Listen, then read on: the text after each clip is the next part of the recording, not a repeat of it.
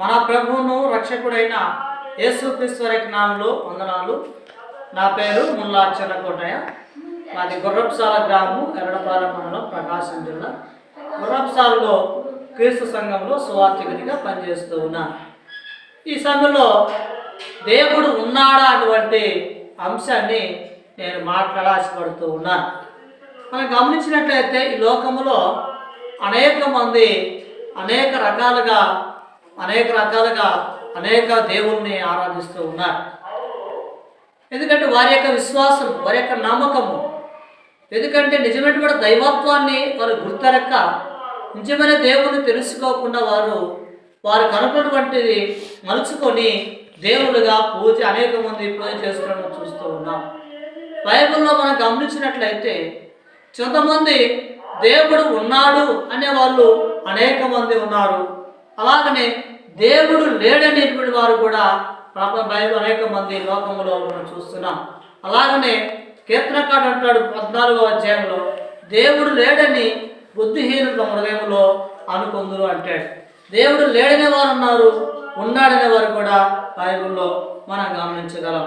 ఇక్కడ గమనించినట్లయితే లోకంలో అనేక మంది దేవుడు ఉన్నాడని విశ్వసించేవారు కలరు, అలాగే లేరని నమ్మేవారు కూడా కలవరని బైబిల్లో మీకు నేను తెలియజేస్తున్నాను. ఇక్కడ గమనించినట్లయితే యోహాను సువార్త 4వ అధ్యాయము 24వ వచనంలో బైబిల్ రాయబడతా ఉంది, దేవుడు ఆత్మ గనుక ఆయన ఆరాధించేవారు ఆత్మతోనూ సత్యముతోనూ ఆరాధించాలని బైబిల్ రాయబడతా ఉంది. దేవుడు ఆత్మ స్వరూపై ఉన్నాడు. ఆయనకు భూమి మీద స్వరూపం అంటూ లేదు. ఆయన స్పిరిట్ ఆత్మ అయి ఉన్నాడని మనం తెలుసుకోవాలి. కనుక ఆయన ఆత్మ స్వరూపై ఉన్నాడు అనే విషయాన్ని మనం లేఖనాలు బట్టి తెలుసుకోవాలని మీకు నేను లేఖనాలు బట్టి తెలియజేస్తూ ఉన్నాను. అందుకంటే దానికి అర్థం ఏంటంటే దేవుడు కంటికి కనిపించేవాడు కాదు. అలాగనే మనం గమనిస్తే దేవుడు ఆత్మస్వరూపం అంటే ఆయన భౌతికమైనటువంటి రూపురేఖలు దేవునికి లేవని మనము తెలుసుకోవాలి. అలాగనే గమనిస్తే 1 తిమోతి పత్రిక 1వ అధ్యాయము 17వ వచనాన్ని మనం గమనించినట్లయితే అపోస్తలుడైన పౌలు యవనస్తుడైనటువంటి తిమోతికి తెలియజేస్తూ ఈ మాటలు మనకు తెలియజేస్తూ ఉన్నాడు. 1 తిమోతి పత్రిక 1వ అధ్యాయము 17వ వచనాన్ని మనం గమనిస్తే ఈ లేఖనంలో ఈ విధంగా రాయబడతా ఉంది. ఇక్కడ గమనిస్తే సకల యుగములలో రాజయుండి అచ్చేయుడును అదృష్టుడును అద్వితీయ దేవునికి ఘనత మహిమయు యుగ యుగములు కలుగును కాక. ఆయన సకల యుగాలలో కూడా రాజు అయినాడు. ఆయన ఎలాంటి వాడంటే ఆయన అక్షయుడు, ఆయన క్షేమైపోయేవాడు కాదు, ఆయన అదృష్టుడు, అద్వితీయ దేవుడు అనే విషయాన్ని బైబిల్లో మనం గమనించగలము. అలాగనే మనం మరొక లేఖనం గమనించినట్లయితే అలాగనే దేవుడు బాహ్యముగా కనిపించేవాడు కాదని మనం తెలుసుకోవాలి. ఈ సృష్టిలో మనం గమనించినట్లయితే ఉదాహరణకి కొన్ని మనకు కనిపించనివి చాలా ఉన్నాయి. ఇప్పుడు సృష్టిలో మనం గమనించినట్లయితే మనకు కనిపించినటువంటి సూక్ష్మజీవులు, అలాగనే కరెంటు, గాలి, ఇవి మనం గమనించినట్లయితే కరెంటు ఉంది అని మనం ఎలా తెలుసుకుంటున్నామంటే ఒక వైరుకూరను కొక్కాలు తయారు చేసి అవి తగిలి ఒక బల్బు పెట్టి మనము తీగ తగిలిచ్చినప్పుడు బల్బు వెలుగుతుంది. దాన్ని బట్టి ఏమంటే కరెంటు ఉందని మనము నమ్ముతున్నాం. అలాగే గాలి వస్తూ ఉంది. ఈ గాలి అనేటువంటిది అది మనము ఎలా ఉందో మనం చూడలేము, కానీ గాలి అయితే ఇస్తుంది, కానీ గాలిని ఎవరు కూడా చూడలేదు. అంటే ఈ భౌతికమైనటువంటివి చాలా ఇలాంటివి మనం చూస్తే ఇవి కనిపించలేదు. కాబట్టి దీన్ని బట్టి ఇంకా ఆ దేవుడు కూడా ఉన్నాడనేటువంటిది మనం తెలుసుకోవాలని మీకు తెలియజేస్తూ ఉన్నాను. అలాగనే గమనించినట్లయితే దేవుడు ఉన్నాడానికి ఆధారం ఏంటంటే సృష్టి యొక్క ఆధారాన్ని మనం గమనించగలం.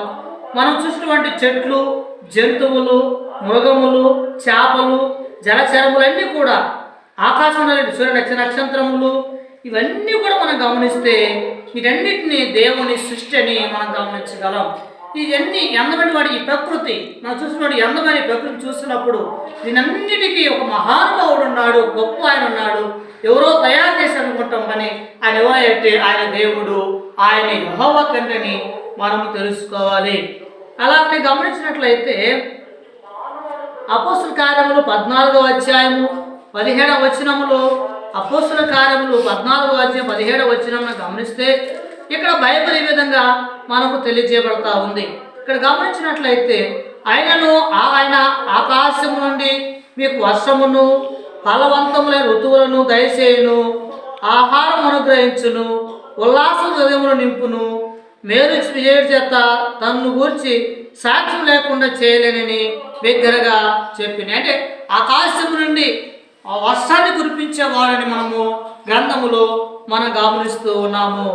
అలాగనే యోబు గ్రంథాన్ని మనం గమనిస్తే 12వ అధ్యాయము యోబు గ్రంథము 12వ అధ్యాయం మనం గమనిస్తే ఇక్కడ 12వ అధ్యాయము యోబు గ్రంథము 12వ అధ్యాయము 7వ వచనాన్ని మనం గమనిస్తే ఈ విధంగా రాయబడతా ఉంది. 12వ అధ్యాయము 7వ వచనాన్ని చూస్తే ఆయనను మృగములను విచారించుము అవి నీకు బోధించును, ఆకాశ పక్షులను విచారించుము అవి నీకు తెలియచేయును, భూమిని గురించి ధ్యానించినల్లా అది నీకు బోధించును, సముద్రంలోని చేపలు నీకు దాన్ని వివరించును, వీటన్నిటిని బట్టి యోచించుకునేలా యెహోవా వీటిని కలుగు చేసినని తెలుసుకొని చూసండి. భూమి మనకు ఆకాశం వంటి ఎన్ని కూడా వివరిస్తూ ఉన్నాయి, ఎన్ని కూడా దేవుడు తయారు చేశాడని మనం తెలుసుకోవాలని గ్రంథం ఇక్కడ స్పష్టంగా తెలియజేయబడతా ఉంది. కనుక ఈ సృష్టి యొక్క ఆధారం మనటువంటి అందమైన సృష్టి, ఈ ప్రకృతి అన్ని చూస్తుంటే దీనన్నిటికీ దేవుడే తయారు చేశాడని, దేవుడే ఉన్నాడనేటువంటి వాస్తవాన్ని మనము దీన్ని బట్టి మనం తెలుసుకుంటున్నాం. సృష్టి అటువంటి క్రమబద్ధత ఆధారం కూడా ఉంది. ఈ సృష్టి క్రమము ఉదయము సాయంకాలము, అలాగనే ఈ సూర్య నక్షత్రాలు గ్రహాలు ఇవన్నీ చూస్తూ ఉంటే దేవుడు ఉన్నాడని కూడా మనకు రుజువు అవుతా ఉంది. అలాగనే కీర్తనలు 145వ కీర్తన మనం గమనిస్తే 145వ కీర్తనలో మనం చూస్తే కీర్తనకారుడు ఈ విధంగా మనకు తెలియజేస్తూ ఉన్నాడు. 145వ కీర్తన మనం గమనించినట్లయితే 45వ కీర్తనలో 5వ వచనమును గమనిస్తే మహోన్నతమైన నీ ప్రభావ మహిమను నీ ఆశ్చర్య కార్యములను నేను ధ్యానించదను అని కీర్తనకారుడు మనకు తెలియజేస్తున్నాడు. అపోస్తుల కార్యం 14:17లో కూడా ఈ విధంగా 17లో మనం గమనించినట్లయితే అక్కడ కూడా సృష్టి క్రమాన్ని మనం చూపిస్తూ ఉంది. యెషయా గ్రంథం 45:18 చూస్తే యెషయా గ్రంథం 45వ అధ్యాయము 18వ వచనాన్ని మనం గమనించినట్లయితే ఈ 18వ వచనాల్లో కూడా ఈ విధంగా రాయబడతా ఉంది. ఆకాశములను సృష్టికర్తయగు యెహోవాయే దేవుడు, ఆయన భూమిని కలుగజేసి దాన్ని స్థిరపరచును. ఇక్కడ మనం గమనించినట్లయితే భక్తుడు అంటున్నాడు, ఇక్కడ ఆకాశములను ఆకాశములు కూడా సృష్టికర్త అటువంటి ఈ ఆకాశం భూమిని సర్వాన్ని నిలిచినటువంటి వారు సృష్టికర్త ఉన్నాడు, ఆయన యెహోవాయే దేవుడని బైబిల్ గ్రంథంలో మనము చూస్తున్నాం. అలాగే మనం గమనించినట్లయితే అలాగనే సృష్టిలో ఒక మానవుని యొక్క ఆధారం కూడా మనం దేవుడు ఉన్నాడడానికి మానవుని యొక్క ఆధారము ఏంటంటే ఇక్కడ గమనించినట్లయితే అపోస్తుల కార్యములు 17వ అధ్యాయము 29వ వచనాన్ని మనం గమనిస్తే ఇక్కడ ఈ విధంగా రాయబడతా ఉంది. 17వ అధ్యాయము 29వ వచనాన్ని మనం గమనించినట్లయితే ఇక్కడ కాబట్టి మనము దేవుని సంతానమయ్యుండి మనుషుల చమత్కార కల్పన వలన మలచబడిన బంగారమైనను వెండినైనను రాజ్యం దేవతను పోలినదని తలంచకూడదు. గమనించినట్లయితే మనము దేవుని యొక్క సంతానమై ఉన్నాము. దేవుడు మనం నిర్మించున్నాడు, మన నిర్మాణకుడై ఉన్నాడు. ఆయన ఈ భూమి మీద మానవుడిగా సృష్టికర్త ఉన్నాడు ఆయనని గ్రంథము ద్వారా మనము తెలుసుకుంటూ ఉన్నాం. అలాగే 100వ కీర్తన 3వ వచనం గమనించినట్లయితే 100వ కీర్తనలో కూడా స్పష్టంగా బైబిల్ ఈ విధంగా రాయబడతా ఉంది. 100వ కీర్తన 3వ వచనం రాయబడుతుంది, యెహోవాయే దేవుడని తెలుసుకునుడి, ఆయనే మనను పుట్టించును, మనం ఆయన వారము, మన ఆయన ప్రజలము, ఆయన వైపు గొర్రెలమని మనం చూస్తుంది. ఎందుకంటే ఆయన మనల్ని పుట్టించాడు, మనల్ని సృష్టించాడు, ఆయన మనల్ని భూమి మీద మనం బ్రతుకుతున్నప్పుడు చలిస్తున్నామంటే ఆ దేవుడి కృప ఉందనే విషయాన్ని గ్రంథం ద్వారా మనము తెలుసుకోవాలి. అలాగనే 130 గమనించినట్లయితే 44వ యెషయా గ్రంథము 44:2 చూస్తే ఈ విధంగా రాయబడతా ఉంది. 44 యెషయా గ్రంథము 2వ వచనం చూసినట్లయితే ఈ విధంగా కూడా రాయబడతా ఉంది. నిన్ను సృష్టించి గర్భములో నిర్మించి నీకు సహాయము చేయవాడైన యెహోవా ఇలాగ చదివిస్తున్నాడు. మనకి లేఖనాలను గమనించినట్లయితే నిన్ను సృష్టించాడు. మన మనల్ని తల్లి గర్భములో నిన్ను ఒక పిండముగా నిర్మించినటువంటి వాడు ఆయనే. తల్లి గర్భములో నీకు రూపాన్నిచ్చినటువంటి వాడు దేవుడి విషయాన్ని మనకు తెలుసు. అందుకని బైబిల్ గ్రంథం రాయబడతా ఉంది, తల్లి గర్భములో ఎముకలు ఎలా ఉత్పత్తి తెలుసు అంటే ఇది సృష్టి యొక్క క్రమము. దేవుడి యొక్క క్రమం ఏంటూ ఉంది. ఆయన నిర్మాణమై ఉన్నాడు, ఆయన సృష్టికర్త ఉన్నాడు, ఆయన సర్వము సృష్టించినటువంటి సృష్టికర్త మహాదేవుడు గొప్పవాడై ఉన్నాడు విషయాన్ని బైబిల్ గ్రంథంలో మనం చూస్తూ ఉన్నాము. అలాగనే 139వ కీర్తన 13-14 చూస్తే ఇక్కడ కీర్తనకారుడు మా విధంగా తెలియజేస్తూ ఉన్నాడు.